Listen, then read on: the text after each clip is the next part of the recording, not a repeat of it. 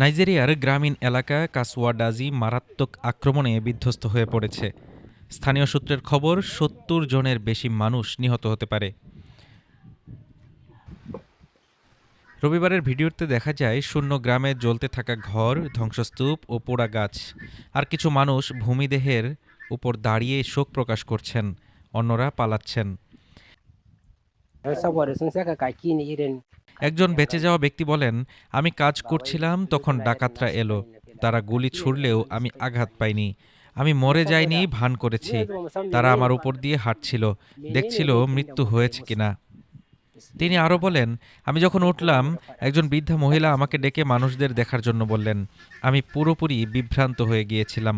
তিনি অভিযোগ করেন, ডাকাতরা খাবার ও জিনিসপত্র ধ্বংস করেছে। অন্য একজন বেঁচে যাওয়া বলেন, আমি আমার খামারে কাজ করছিলাম, আমার ছেলের চোখে পড়ে ডাকাতরা গ্রামে ঢুকছিল। তারা গুলি ছুড়লে আমি নদীতে লাফ দিয়ে বেঁচে গেলাম। প্রাথমিক পুলিশ তথ্য অনুযায়ী নিহতের সংখ্যা প্রায় ৩০ জন। তবে স্থানীয় নেতা ও চার্চের কর্মকর্তা জানান ৪০ থেকে ৭০ জনের বেশি নিহত হতে পারে এবং এখনও কিছু মৃতদেহ উদ্ধার করা যায়নি, কারণ গ্রামের কিছু অংশ আগুনে ধ্বংস হয়ে গিয়েছে।